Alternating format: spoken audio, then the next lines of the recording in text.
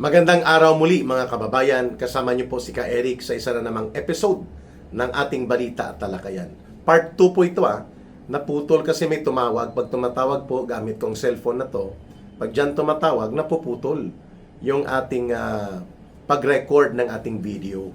Kaya naman po part 1 muna, maya-maya ang ating matutunghayan, and then part 2. Tungkol po ito sa mga pananaw sa gaganapin o gagawin na tinatawag nilang White Ribbon March sa EDSA. Doon ako na putol kanina sa pananaw na basically po gusto ni Marcos at ni Romualdez ang ganyang pagkilos na hindi direktang tumutumbok, hindi direktang pinupuntirya at hindi nananawagan ng pananagutan ni Marcos Jr. at nila Martin Romualdez at ng mga sindikato nila sa pandarambong at pangungurakot para magiging malabo at malabnaw ang mga pagkilos na yan. Sa esensya, yan po ang epekto nitong White Ribbon March na yan. Hindi kung sumama ka dyan, para na rin nating sinabi na sang-ayon tayo na wag mo na nating singilin. Wag mo na nating papanagutin si Marcos at sila Romualdez. Importante lang may numero tayo. Hindi po. Ang grupo na ito, na binabanggit ko, Catholic Bishops Conference of the Philippines, National Council of Churches in the Philippines, at mga organisasyon na matagal na nilang kasama sa binuo nilang alyansa nila na Trillion March, ay hindi po nananawagan at hindi po mananawagan ng Marcos resign at Romualdez resign at managot sila at palayasin sila sa poder hanggat hindi sila sigurado na ang papalit kapag nanawagan sila ng Marcos resign ay hindi na si Sara Duterte, who is the constitutional successor as per constitutional transition of power. Sakaling mag-resign o mawala sa poder si Marcos Jr. sa kasalukuyang kalagayan, si Vice President Sara Duterte ang magiging presidente. Yan po ang nakalagay sa saligang batas. So for as long as the possibility and reality of having another Duterte to become another president, hindi mananawagan ng Marcos resign ang grupo ng CBCP, mga Katoliko at mga liderato nila, ang lalo na ang CPP, NPA, NDF infiltrated na National Council of Churches in the Philippines at ng kanilang alyansa na nilalanguyan itong Trillion Peso March or the Trillion March. So it's more of blurring the line, no? Nilalabo nila at nilalabnaw ang linya ng pananagutan at linya ng panawagan na dapat umalis na sa kapangyarihan niya si Marcos at sila Romualdez. At sila ay dapat papanagutin at dapat mapaparusahan bilang mga pinunong salarin. Mastermind sila sa pagkakaroon ng almost 1.9 trillion pesos na flood control na pandarambong. Sa flood control pa lang. Kapag hindi ganon po ang panawagan at hindi ganon ang pagkilos na gustong gawin, it will benefit and it will reinforce yung naratibo na gusto ni Marcos na, di ba, sabi niya, o hindi ako sangkot dyan. Ako nga nagpa-imbestiga Pero alam natin na iwa-whitewash niya sa pamamagitan ng pag-control sa ICI, yung sinasabi niyang Independent Commission on the Infrastructure, wala ring nangyari, ginastusan lang ng hundreds of millions, wala ding napatunguhan, nag-whitewash lang sila, naghugas kamay lang. Ganon din ang pag-agaw niya ng liderato sa Senado upang ibaon ng tuluyan ang matino at sana ay matuwid at makatotohanan na Senate Blue Ribbon Committee investigation. Ganon din po ang ginawa ni Marcos. So how can we join sa grupo at mga pagkilos na ang layunin ay iiwas at i-delay at hindi puntiryahin ng direkta si Marcos at sila Romualdez sa kanilang pananagutan, sa kanilang mga dapat sila mapaparusahan. Hindi natin pwedeng papayagan na ilalabnaw at ilalabo natin ang pananaw at panawagan ng mga mamamayan sapagkat delikado yan. Mas lalo pang lalakas ang naratibo ng panloloko at panlilinlang nila Marcos kung magpapatuloy na ganun po ang ating pananaw. Na dapat unite lang tayo sa kontra-corruption, unite lang tayo sa kontra-pandarambong, kontra-political dynasty. Huwag na nating pangalanan ang dapat may mga pananagutan. Mali po yun.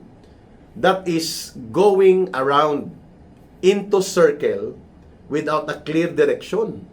Ang klarong direksyon dapat ng pagkilos, bibit-bitin natin ang mamamayan doon sa tamang direksyon na ang may punong salaring kriminal na pananagutan sa pangyayari ng trilyones na mga pera at pondo ng mamamayan at ng ating pamahalaan na dinambong at kinurakot, ang may pananagutan si Marcos at sila Romualdez at ang kanilang mga tentacles, galamay sa alipores ng sindikato nila. That should be very clear. Hindi natin pwedeng i-compromise yan. Just because we are looking at to mobilize numbers, ay atin ng papayagan na malabnaw at malabo at may halo ng panlilinlang ang ating mga pagkilos at ang ating mga panawagan. So, klaro tayo At pangalawang punto ko diyan, ang CPP, NPA, NDF na lumalangoy sa alyansa na yan, hindi po nila agenda ang pananagutan sa pagkakaroon ng malawak at malubha na pandarambong at pangungurakot. Gusto nila yan kasi mas nagkakagulo, mas nagbabanggaan ang mga political leaders ng bansa, mas nahahati ang ating bayan, nahahati ang ating mamamayan, favorably at benepisyo para sa kanila yan dahil mang-uudyok sila, mangre-recruit sila sapagkat hindi naman nila layunin na umunlad ang bansa. Ang layunin ng CPP, NPA, NDF kasama ang kanilang mga urban infiltrators at urban operatives ay makaagaw ng kapangyarihan. At kapag naagaw nila ang kapangyarihan o makapasok sila sa poder at kapangyarihan na mataas at maimpluwensya, itatayo nila ang sistemang komunista sa ating bansa. Kaya sila lumalangoy na kunwari kontra corruption sila, kontra pandarambong, and they care about the people. No, they don't care about the people. They care about their bankrupt ideology. They care about their strategic goal, which is to overthrow the government and establish their communist rule in the Philippines. Dapat malinaw din sa atin yan. So, hindi tayo pwede makipagkaisa sa kanila. Sapagkat ang layunin natin kapayapaan, matino na panggobyerno, at may pananagutan at papanagutin natin ang mga nag-abuso sa poder at kapangyarihan, nagpasimuno ng pandarambong at pangungurakot. It should be very clear. It should be very categorical. Kaya po ang grupo ng kampilan ng mamamayan at mga Marcos Alis Dyan at Marcos Resign Movement, hindi po kami kasama sa White Ribbon March na yan sa EDSA, which is essentially ay isang malabo at malabnaw na panawagan na tumutugma at sumasang-ayon sa pananatili ni Marcos at nila Romualdez upang sila ay hindi matukoy at tumbukin at hindi ipanawagan na managot sa kanilang principal na pananagutan kriminal sa paglaganap ng pandarambong at pangungurakot sa ating bansa. Delikado po yan sapagkat magiging bahagi tayo ng panlilito at panlilinlang sa mga mamamayan. The reason na hindi po tayo pumapayag na ganyan ang magiging timplada ng mga pagkilos natin sapagkat it is a great disadvantage to the people. Hindi po tayo nakikipagkaisa. Nakikipagkaisa tayo dapat sa tamang prinsipyo, sa tamang direksyon, at sa tamang paninindigan.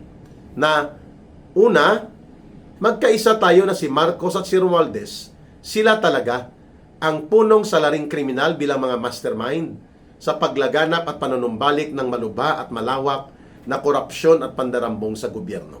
Therefore, sila dapat ang principal na ipanawagan na managot, palayasin sa puder at parusahan sila. Kasama ang kanilang mga pangunahing mga kasabwat. Pangalawa, kailangan nating sundin ang batas. Ang nakalagay sa saligang batas, kapag umalis at napaalis si Marcos at ang kanyang mga alipores, kasama na dyan si Romualdez, susundin natin ang constitutional line. The constitutional line of succession. Ang nakalagay sa saligang batas o sa ating konstitusyon, the Vice President shall be the next President or to assume the office of the presidency. Yan po ay malinaw sa saligang batas. Pero yung mga grupo na nananawagan ngayon ng White Ribbon March sa EDSA, ayaw nilang kilalanin yan. Sapagkat takot sila at hindi sila konforme na isa na namang Duterte ang mamumuno sa Pilipinas. Dahil mas gusto nila ang kagaya ni Marcos at ni Romualdez na naiimpluwensyahan nila, napapakinabangan nila, at nagiging oportunista ang kanilang ugnayan, nakakakuha sila ng benepisyo, ng proteksyon, ng pundo, at hinayaan silang gumawa ng kanilang diskarte, which they cannot do under a Duterte-led government. So hindi natin pwedeng samahan ng grupo na yan, mga kababayan. Sana malinaw po sa atin yan. Hindi po tayo umiiwas sa pakikipagkaisa. Tayo po ay bumubuo dapat ng pagkakaisa ng tama at naaayon sa paninindigan at kabutihan at direksyon ng benepisyo ng mamamayan. Hindi para panatilihin sa poder at kapangyarihan ang mga pangunahing dapat sinisingil, pinapanagot at pinaparusahan kagaya ni Marcos at nila Romualdez. And hindi tayo pwedeng makipagkaisa sa mga grupong gustong pabagsakin ng gobyerno, linlangin ang tao na kunwari sila ay kasama natin sa paglaban sa korupsyon, sa mga pandarambong at abuso ng gobyerno, pero eventually wawasakin nila ang ating lipunan sapagkat itong mga CPP, NPA, NDF, mga urban infiltrated organizations nila, mga urban operatives nila at mga front organizations, including sa religious sector na nilalanguyan nila, na nabanggit ko na sa aking part 1 ng video na to. Ang layunin nila ay magkagulo ang Pilipinas at magkawatak-watak, magkahati-hati ang mamamayan at hindi stable ang pamahalaan sapagkat gusto nila makaagaw ng kapangyarihan sa gobyerno at itatayo nila ang komunistang sistema ng pamahalaan sa Pilipinas, which we cannot join and we cannot support. Sana nakuha po ninyo ang punto de vista dito. Ang isang pagkilos kagaya ng White Ribbon March na ito sa EDSA na walang layunin at walang direksyon na papanagutin ang mga principal at mastermind na nagpasimuno at nagpatupad ng trilyon-trilyon na pandarambong sa kabanang bayan at iniiwas pa ang pananagutan at paniningil sa kanila, ay hindi po totoo at tunay na pagkilos ng mamamayan. Yan ang punto de vista natin dito. Sana nakatulong ito ang ating two-part video. Ang una, at dahil naputol nga sa tawag ng isang gustong makipag-usap kay Ka-Eric, nawala po tayo sa Eric. At ito ang part 2 nito. Darating po tayo sa panahon na ito mga grupo ng CBCP, ng NCCP na to, mga Council of Churches na to, kapag taong bayan talaga ang kumilos at malinaw ang direksyon at panawagan, wala na silang magagawa. Lalamunin na sila ng daloy ng kasaysayan. And Marcos and Romualdez will be driven out of power. They will be arrested. They must be arrested.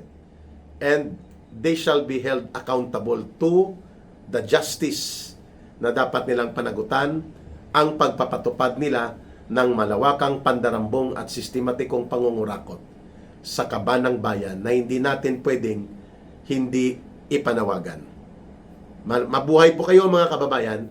Maraming salamat sa inyong panunood, pakikinig at pagtitiwala sa mga punto de vista na inilalahad po ni Ka-Eric.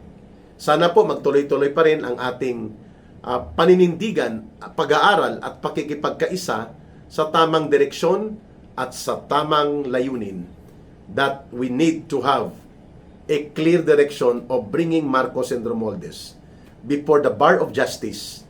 Then we can proceed sa pagbubuo ng tamang gobyerno, pagsusulong ng makabuluhan at tunay na makatao at makamamamayan na mga reforma sa pamamahala at pagsulong sa kaunlaran ng ating buong lipunang Pilipino.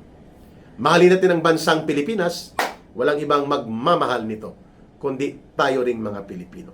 Para sa Diyos at sa Pilipinas nating mahal, may God bless everyone and may Allah will be with those who are Muslim brothers and sisters. Bye for now. Ito po si Ka-Eric. Mabuhay!